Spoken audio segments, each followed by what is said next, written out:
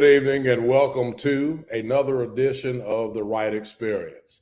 I'm Dr. William T. Wright Jr., the founder and host of this show. Tonight is episode number 70 of this podcast. I'm absolutely thrilled and excited to continue to bring you this content, finding the very best leaders that I can find from all across the United States. Tonight's leader is no exception to this opportunity for me to bring amazing leaders to you. I have known this leader for the last 10 or so years throughout his leadership in the schools of South Carolina. He is now on his second superintendency, and we're certainly proud of the work and admiring of the work that he has done as a leader throughout this time. My guest tonight is Dr. Randall Gary. Dr. Randall Gary is a native of Sumter, South Carolina, which I just learned recently. He started his career as a sixth grade teacher at Dent Middle School in Columbia, South Carolina. Following a calling into the classroom, Dr. Gary pursued his certification in elementary education at Columbia International University. And he began his teaching career as a sixth grade math teacher at Dent Middle School in Columbia, South Carolina. He called Dent Middle School home for nearly 20 years, eventually being promoted to Dean of Students, Assistant Principal, and then Principal to the school.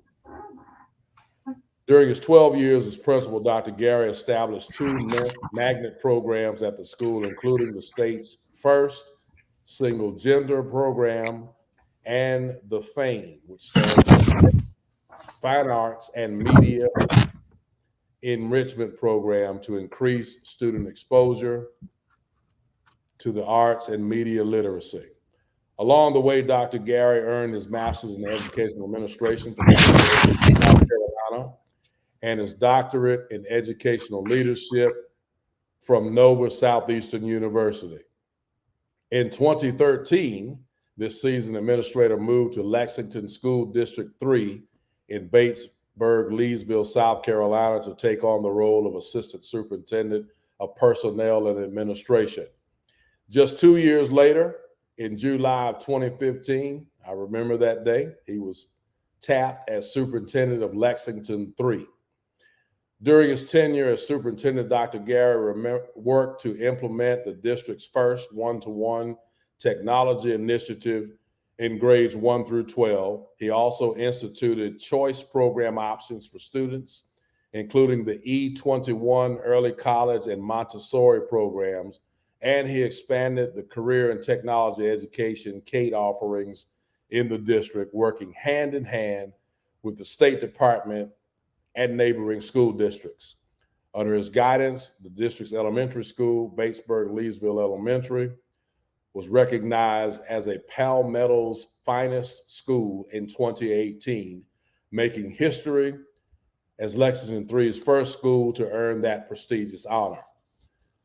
Presently, Dr. Gary serves as the superintendent of Spartanburg School District 5, where he served and has been there since 2019.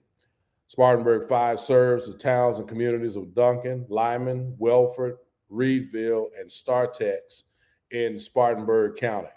Spartanburg 5 is amongst the fastest growing school districts in the state of South Carolina and is currently in the process of a significant building program that was funded through a bond referendum this past year. Dr. Gary is very involved in his community and is constantly exploring ways to further enhance those partnerships with his schools and district. Dr. Gary and his wife, Robin, are the proud parents of two children, Mackenzie and Randall III, who is better known as Randy. Now, at this time, I'd like to welcome to the Wright Experience my fraternity brother and one of the best superintendents I know, Dr. Randall Gary. How you doing, my brother? I am doing great. Good evening. You know some great superintendents, so to say that either you're pulling my leg or I'm truly honored of both. Not pulling your leg at all. You do some amazing work. Right. Dr. Gary, we want to get right into the questions tonight. I want you to talk to us a little bit about Spartanburg District 5 and some of the amazing things that you have going on in that district. Okay, I appreciate it. Once again, thank you for the opportunity to come on the Wright Experience. I looked at some of your former broadcasts on YouTube. They're great, so I appreciate the opportunity to be here. Spartanburg 5. This is my 4th year. Started my 4th year as superintendent here, as you said from the bio, from being superintendent in Lexington 3 for a while.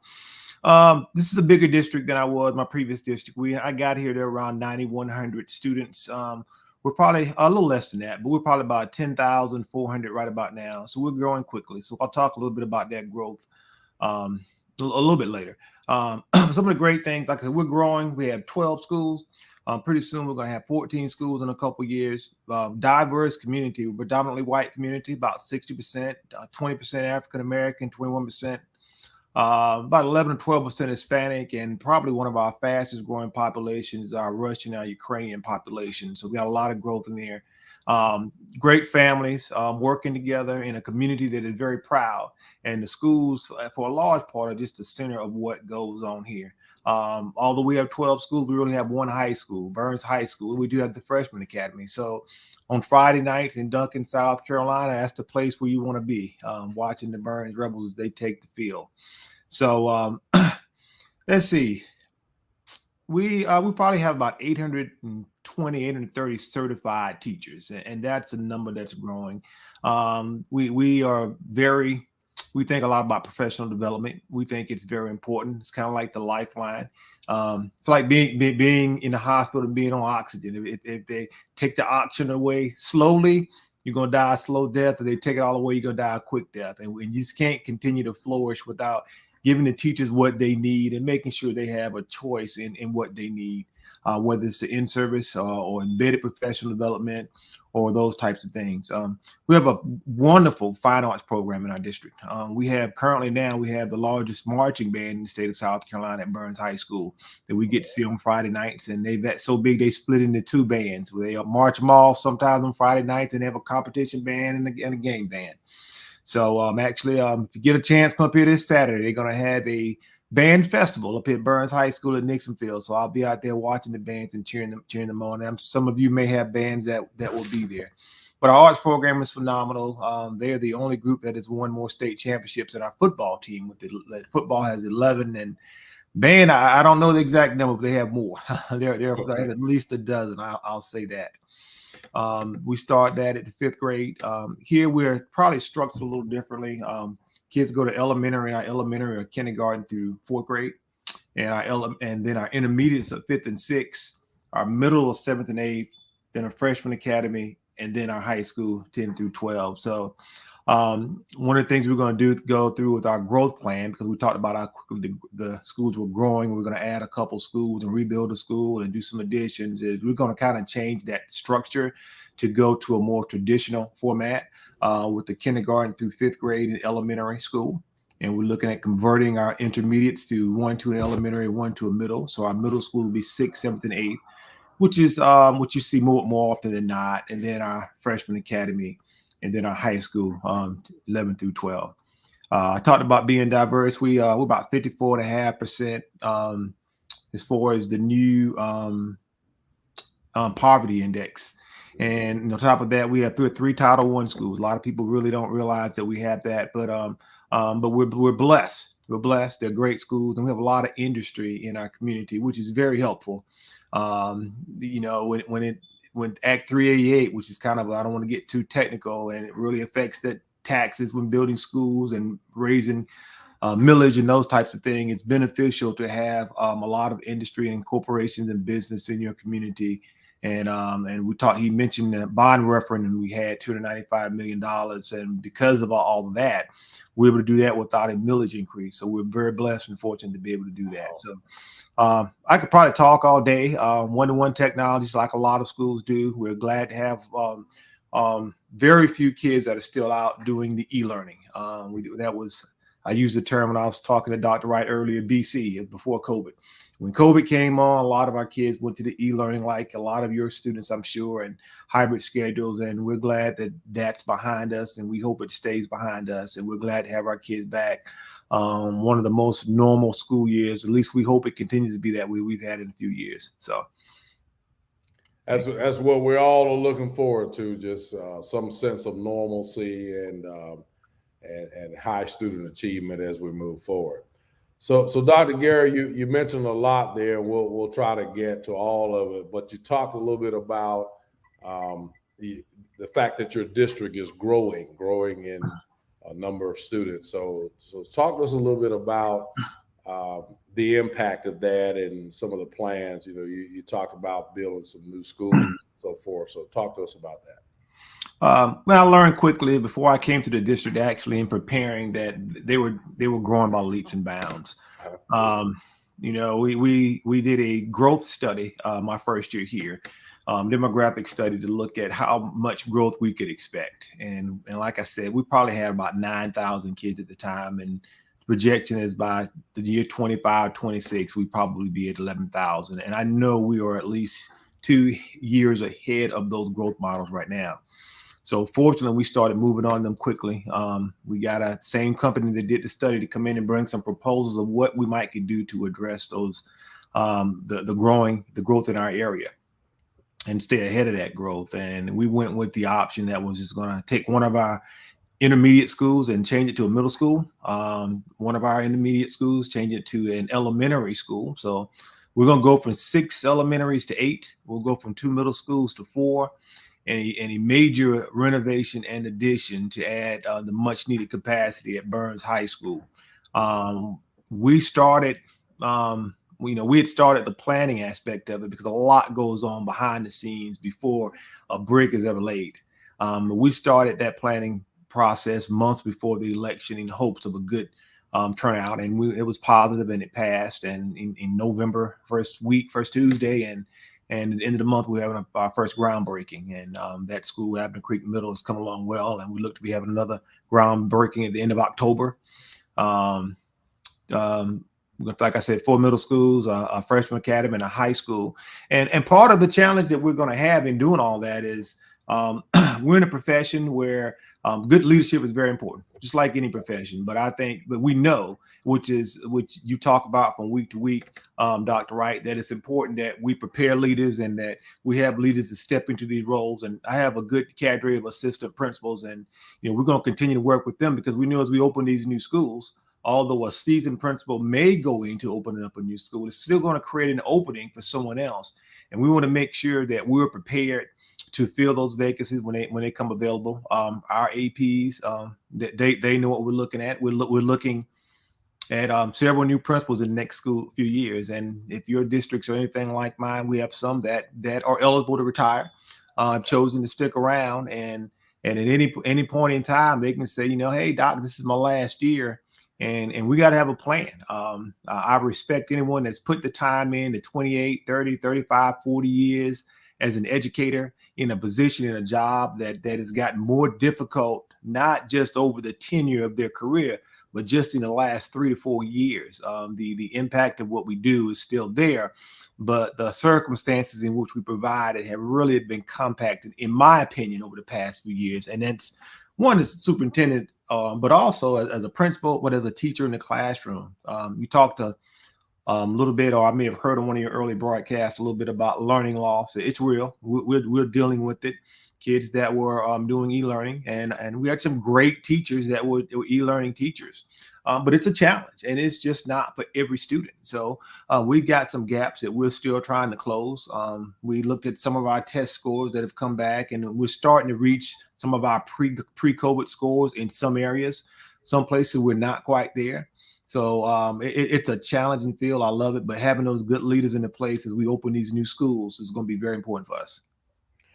So you right on target. So speaking of good leaders and leadership and the importance of it, Dr. Gary. So as we move forward, and there are people out here that I'm sure are listening to us that have aspirations, perhaps to end up as superintendents like you are, and you know your path is such that you have gone through the ranks and done the work at each level and have a clear understanding. What advice would you give to those who are seeking to ultimately become a superintendent of schools? Well, one, I say to anyone seeking to be anything, you got to shine where you are. You can't say, well, when I get to become a principal, boy, I'm going to really show out. When I become director of personnel, when I become a superintendent, that's my time to shine. If you want to get to that point, you've got to shine where you are.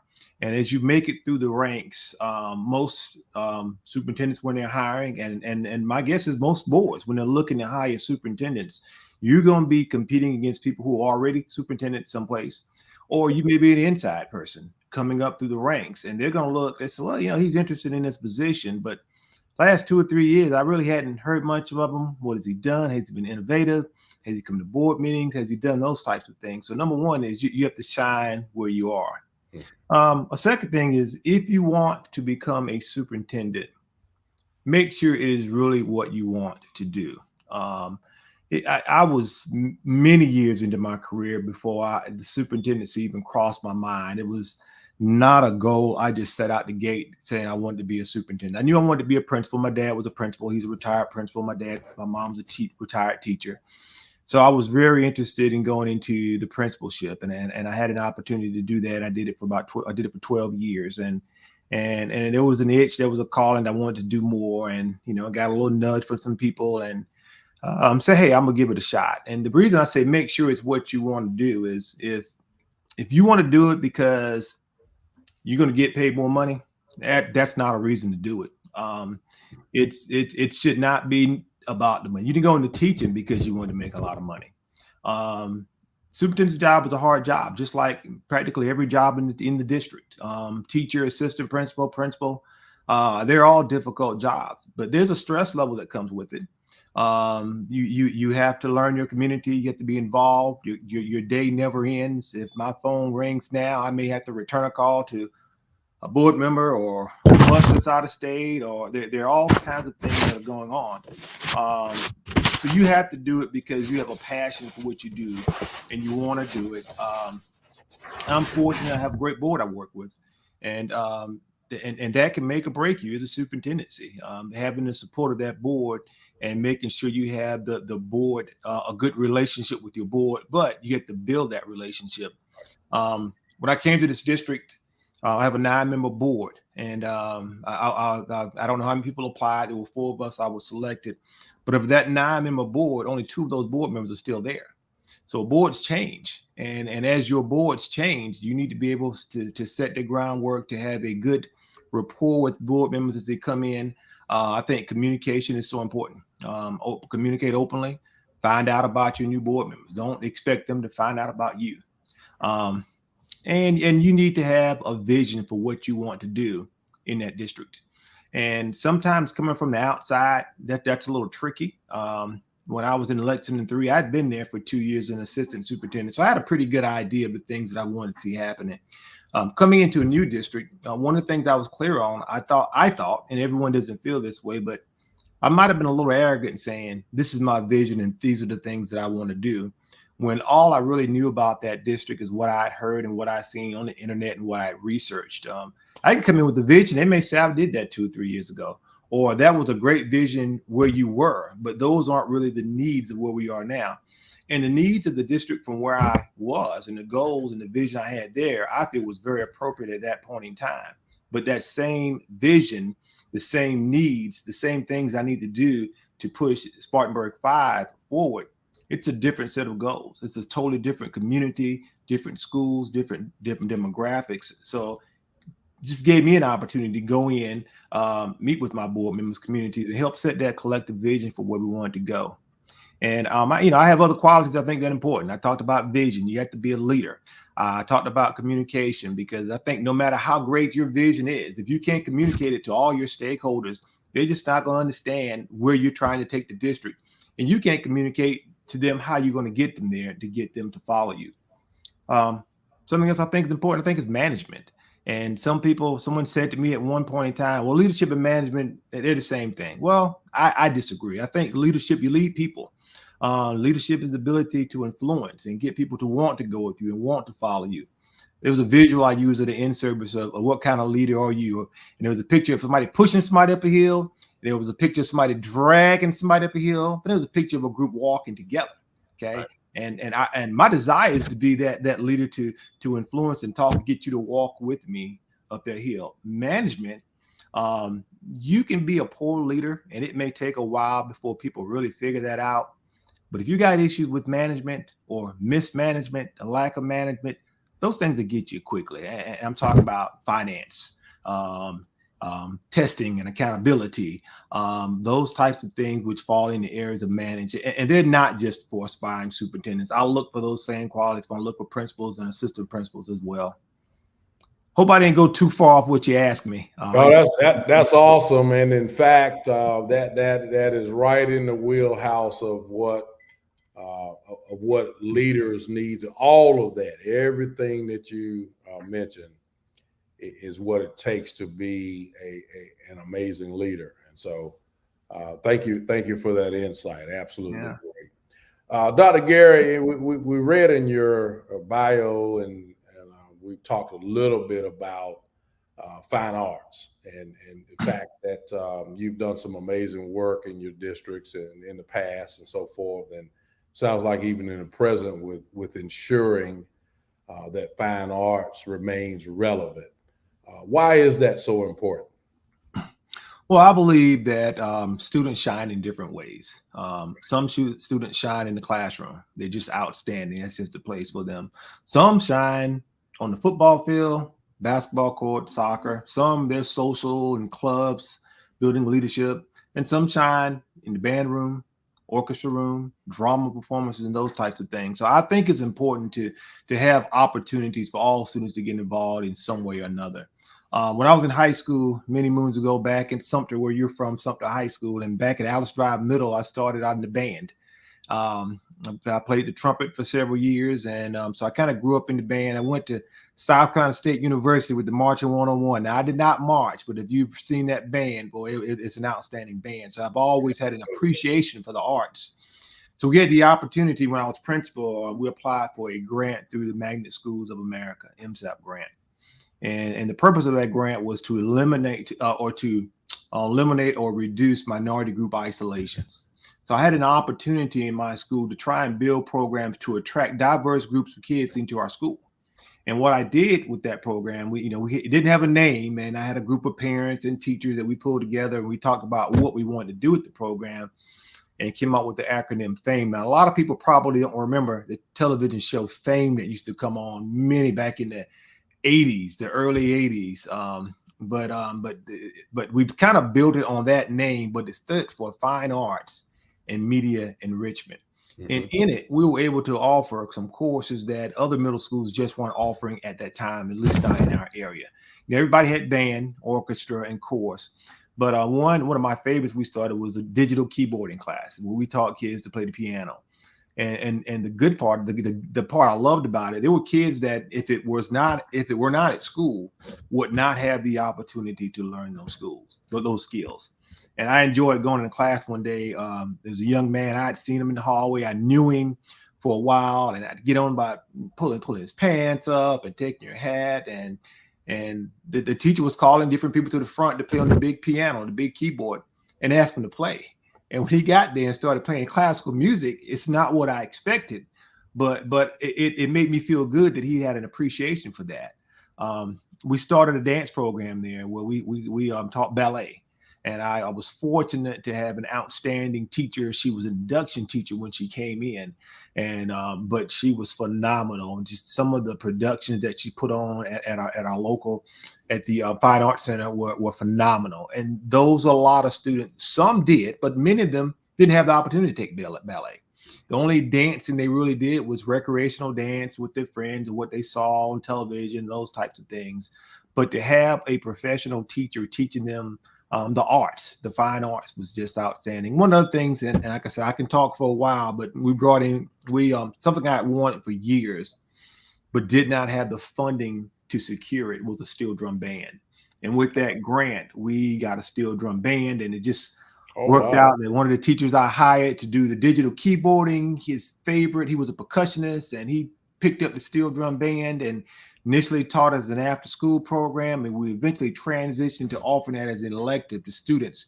And you didn't have to have band experience. You didn't have to be in the band to take this class. He was able to take you from ground zero to going off. We went several years to the SCASA, South Carolina Association of School Administrators, to perform for the administrators and School Board Association, and all other places to be invited. It was a great opportunity for those students. But I was tagging along because they were great, man. I love to hear them playing that calypso and, you know, dancing in the Congo line. But it was just great opportunities that we were able to provide for our students. And as I talked about moving from one area to another, those goals are different. I moved into an area that has an outstanding fine arts program. And there's some things that I would like to see us continue to do and continue to grow. But I have to be careful how you implement those things, because I think the speed of change is very important. Sometimes if it happens too fast, it can bite you. But also I need to say, what exactly, or they're the same needs here, because they're doing such an exceptional job in the art. So, but that MSAP grant, we've also applied for that here.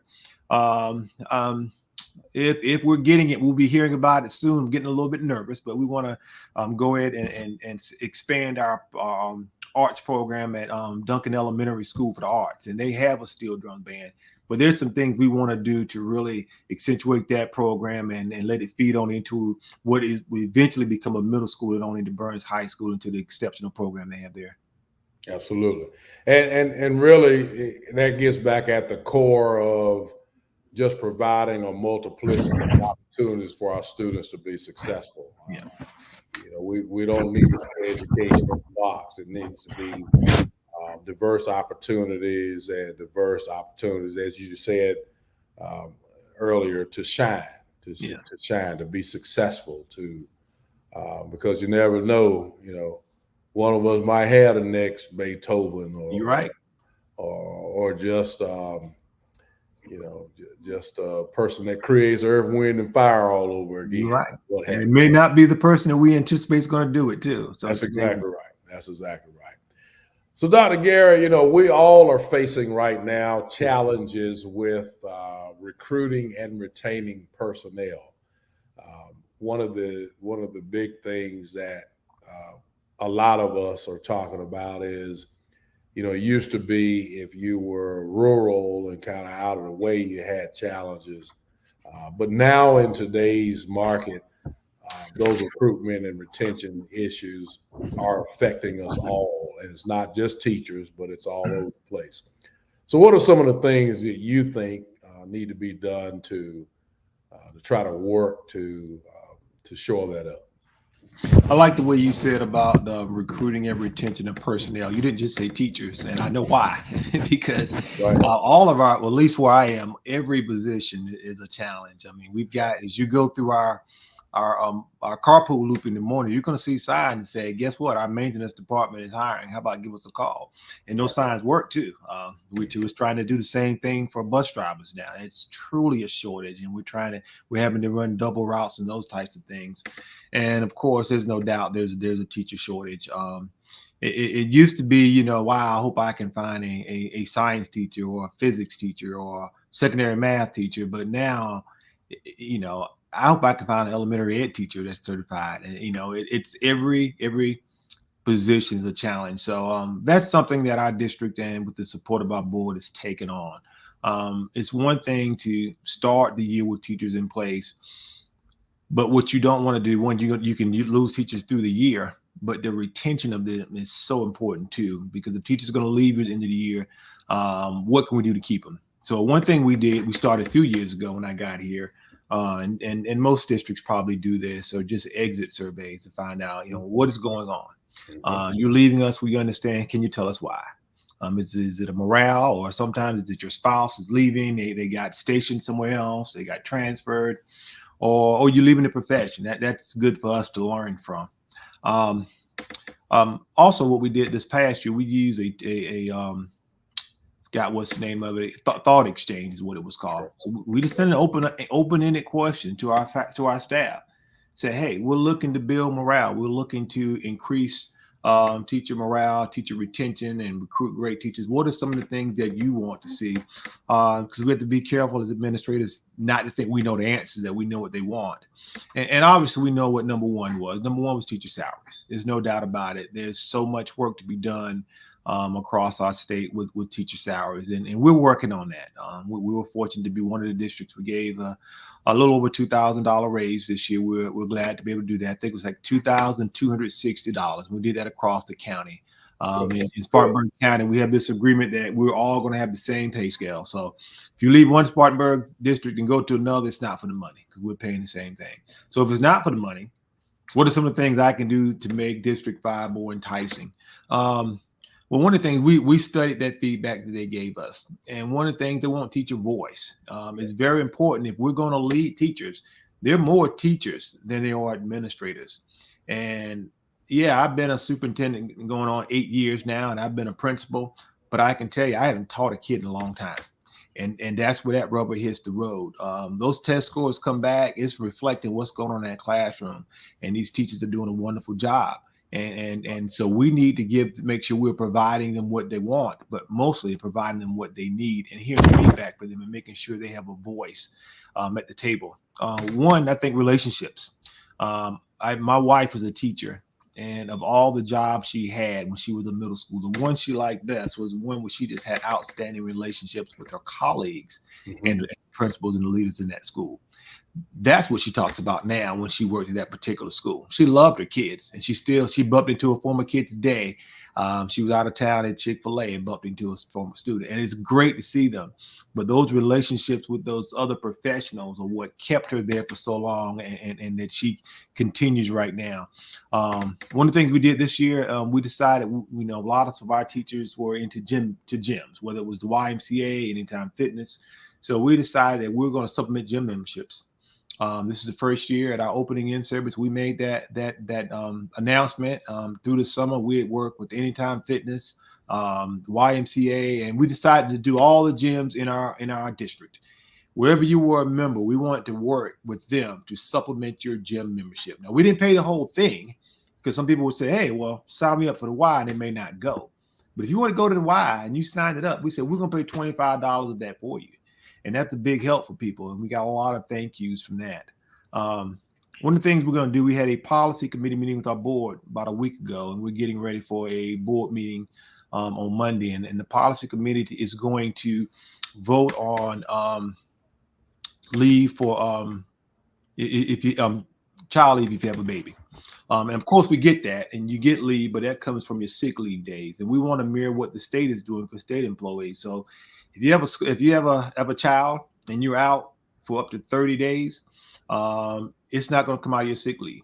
You're going to get paid even if you don't have the sick leave. It's a teacher retention thing that we want to do. State employees are doing it, but we didn't qualify for it as school districts. And I don't think we're the first district to do it, but there are not a lot that are doing it yet. But I know several are considering it, because when you start doing something like this, I can't do it. I can't not do it if the district next door is. Because that's part of life. Teachers are going to have babies, and also that same benefit for the spouse with 2 weeks off of paid leave. So we think that's going to be a win, and we'll be announcing that after that vote Monday night. And the bulk of all of our board members were involved in that policy committee session. So I feel real positive, real optimistic about that going through. And then today, my personnel director, she was in Greenville. They're at the personnel directors conference, and she sent me a text. Say, I got some great ideas and some things that's going on. So we're learning from others. There are other things that are going on great places. And I think Dr. Wright is asking this question. We can get all these great ideas. My dad, Dr. Wright, to share some of the great things they're doing in Sumter too. So, but one of the most important How things, do you know? there you go. But one of the most important things is doing our best to take non-teaching responsibilities off teachers as best we can. One thing we're in our fourth year of doing it is we've hired lunch monitors that we pay to come in at the elementary level, because truth is, elementary teachers a little bit harder to get a break. Those kids go out, they may go out for PE, they may go out for art, but if that teacher's absent and we don't have a sub, it's a long day. So to get that break of unencumbered time, we started a few years ago, and we just hired, a lot of them are retired. Some of them are parents that want an opportunity to get involved in the school. So we pay them to come there and they do the duty for the lunches. Now, if a teacher said, I just insist, some of the kindergarten teachers say, I want to eat with my kids, I prefer to do it. They have the opportunity to do it. But in time, teachers have really learned to enjoy that time. They're very grateful for it. So as we look for jobs, teacher jobs, teaching assistants, what is also important for us to fill or those lunch monitor jobs too, to give them the opportunity. So that's one little way to get back to them, to take something off of their plate. And whenever we can find an opportunity to take other non-instructional things from them. I mean, and the sad part is, it's not sad, but it's very important. There's certain things that are not instructional that have to be done. Yeah. And some of them can only be done by the teacher. But those that don't have to be done, what can the administration do to help relieve them of that time? I think those are the things that are going to help with morale. It's going to help with the climate in your school, and hopefully in the end, help to retain the good teachers that we have.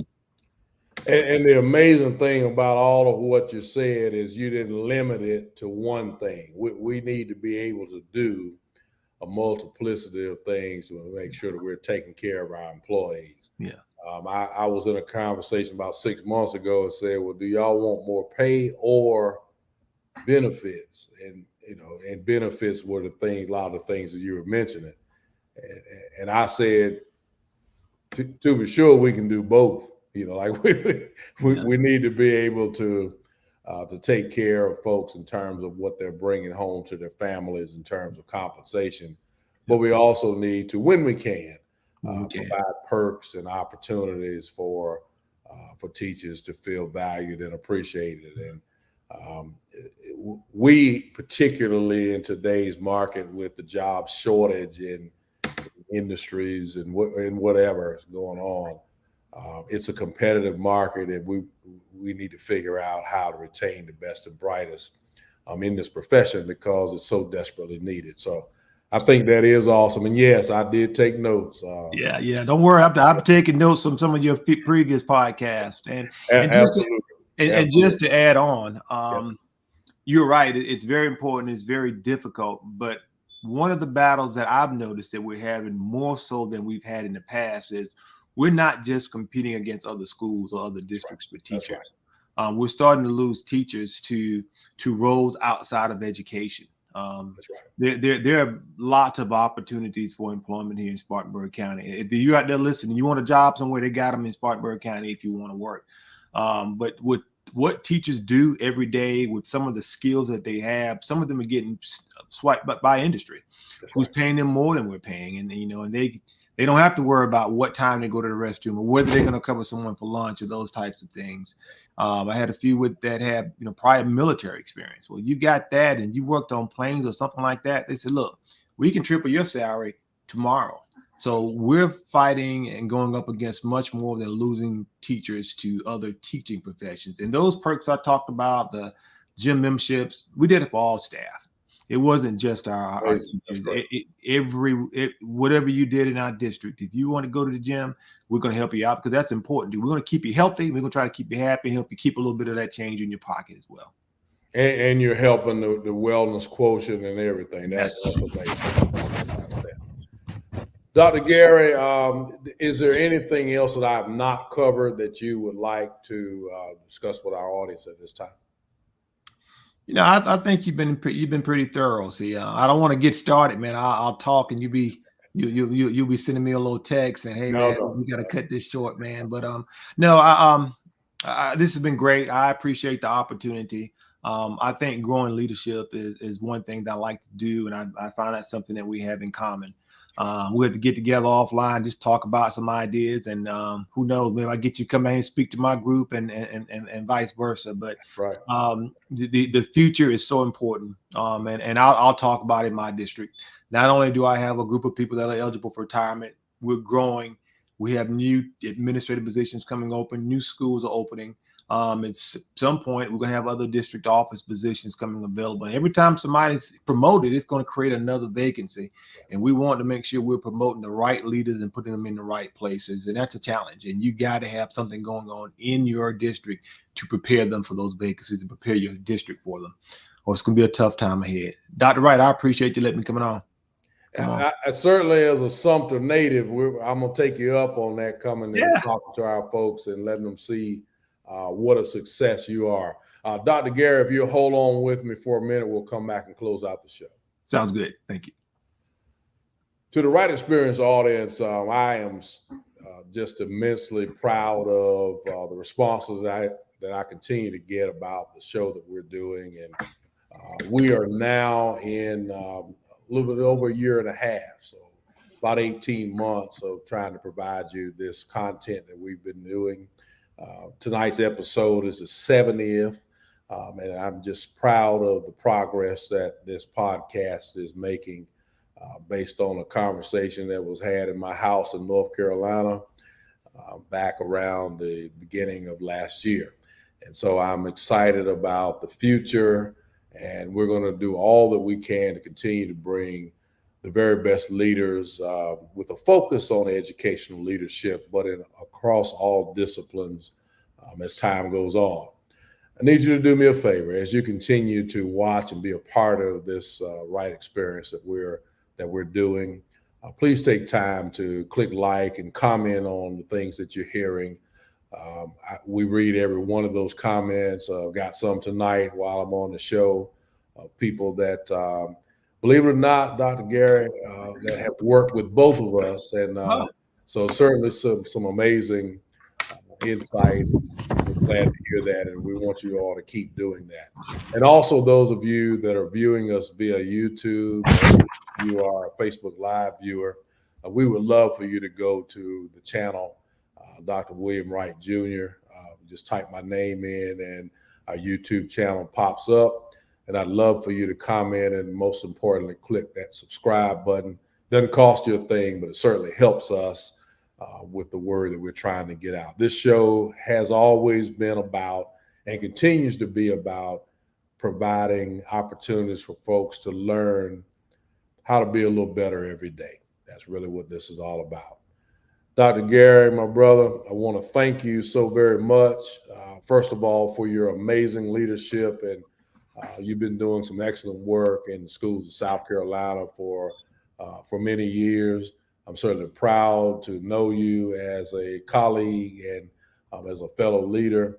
And it doesn't hurt that you're my fraternity brother, for sure, but certainly just immensely proud of the work that you continue to do to benefit students and those that serve them in our great state. And I know that the county of Sumter, where I'm currently serving as superintendent, is proud to have a homeboy who is doing so well. Great. Well, thank you again. I just noticed I was able to look at the chats, and I do see we have some people that work with both of us. So right. Shout out to Dana Benjamin, outstanding teacher. I hate it when she left us over at Dent. She's great. So hey, I look forward to it. My family's still there, so I'm still in town every now and then. I have to reach out to you when I come through. Absolutely. And to the Wright Experience audience, I want to thank you and good evening.